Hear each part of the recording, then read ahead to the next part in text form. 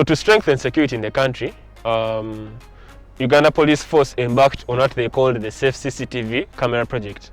And this involved installing cameras all over the country so that they can actually monitor various incidences in real time. So it was going to be done in 2 phases. Phase 1 involved installing 1,248 cameras within Kampala Metropolitan. And then phase 2 involved installing 887 cameras in the greater Kampala, that is your municipalities, your highways and your towns outside Kampala Metropolitan. So phase 1 of this project has currently been implemented to completion by police. So all these installations need to be metered, and police as a client desire to have these metered using smart meters. So they gave us a list of 338 urgent sites that they wanted to have metered, and that was the genesis of the Safe CCTV smart metering project. So it basically involves metering these 338 sites provided by the client police using a smart meter. So on this project we are working, Uganda Police Force is what you would regard as the client. Now the other partner is Huawei. Huawei are the ones who installed the camera sites. They proposed the drawings for the camera sites, and they actually went ahead and installed them. So the ones who have done all the installations. That is Huawei's role. We have Umeme. Now Umeme's role is going to be to meter all these installations, because none of these installations is currently metered.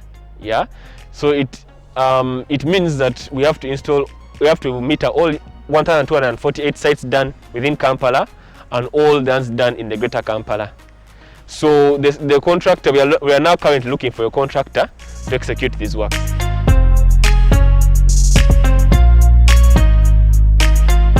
So for this CCTV smart metering project, we realized after the scoping that we needed extra material for the project.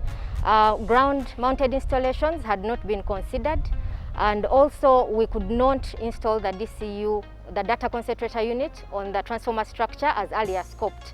We therefore realized that we needed more material, which also required more labor and transport. This increased the cost of the project from the $299,000 that had earlier on been costed by about $143,000. We wrote to the regulator because, as you know, with CAPEX projects, the regulator has to approve every expenditure. So we wrote to the regulator requesting for an approval of this variation. Unfortunately, the regulator rejected this variation and asked us to go ahead at the earlier cost, which we cannot do because of safety-related issues which can arise if the DCU is installed on the transformer structure, and also because we cannot then meter cameras that are in ground-mounted installations within the CBD. So at this point, we are carrying out this exercise to demonstrate to the regulator what exactly is going to go into this project and why we need them to approve the variation of the $143,000.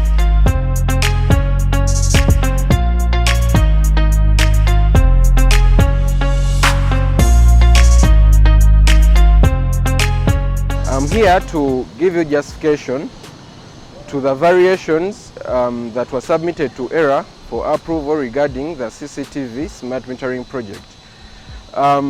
One of the reasons why we had to do variations is ground-mounted transformers were not considered at any point during the first scoping and costing of the project, yet we have 41 transformers in Kampala that have our cameras connected. Secondly, for the overhead transformers, pole-mounted transformers, we realized that there was no space for mounting the DCU on the structure, and also we found a risk of having these DCUs damaged in the process of maintaining the same transformers because of the many circuits on the transformer and the protection system for these circuits.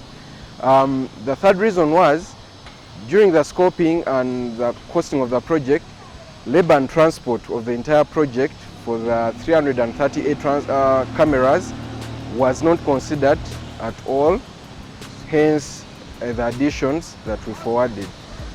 I'll also take you through the detail of the materials that were added to that effect.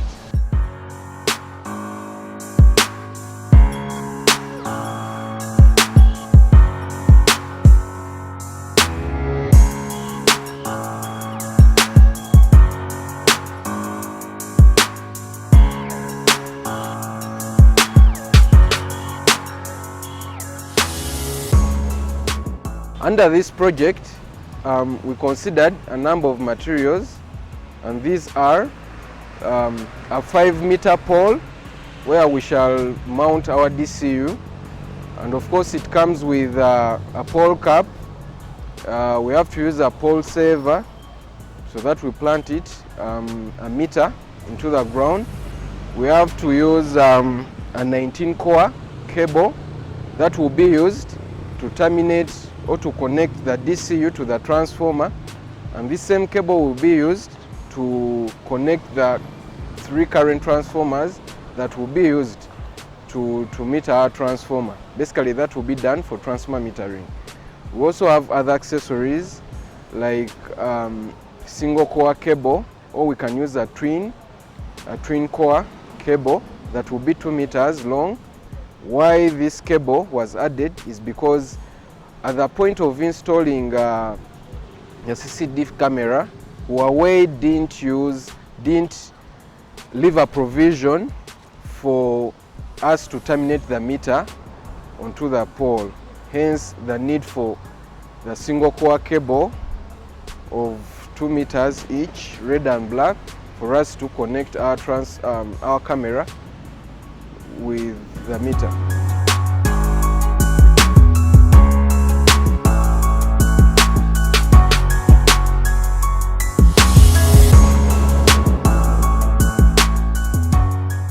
This is a 5-meter pole with a pole cap that is fastened using a flathead nail. Before planting the pole, we use a pole saver. We put a pole saver and then we plant it 1 meter below. We connect our cable, 19-core cable, onto the DCU, and we lay it along the pole using cable saddle clips. That is the DCU that is mounted using bandit straps and backhoes. The cable is planted, the cable is laid along the pole structure up to the transformer and connected. It's also laid along the pole structure, the transformer structure, using saddle clips.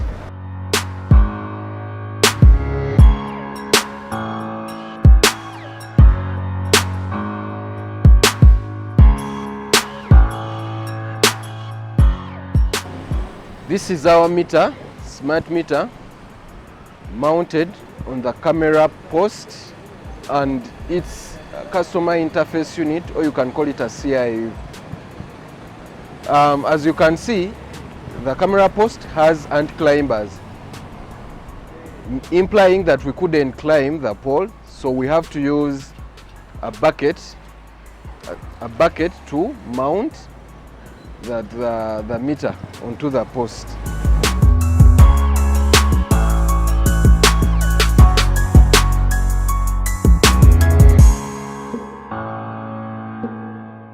This is the ground-mounted transformer layout. As you can see, we have a transformer on ground, mounted on ground, and a ring main unit and a feeder pillar that feeds customers.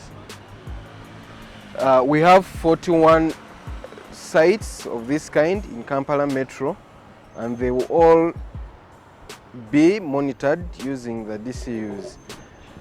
This is the DCU that is mounted on a 3.5 meter steel pole, galvanized. We have a 19-core 2.5 millimeter squared cable, copper, that is connected to the DCU.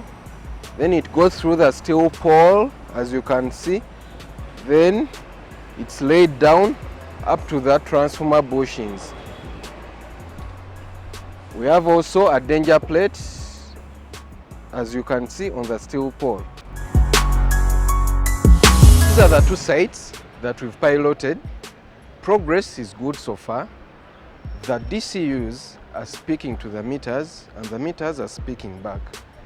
Then we are able to monitor the status of the meters on our head-end system. We look forward to connecting all the 338 meters onto the cameras upon error approval.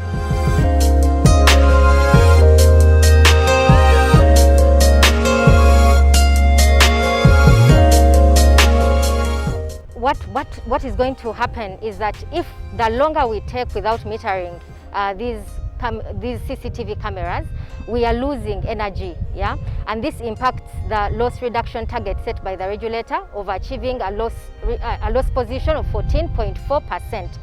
Because currently we are estimating the consumption of these cameras.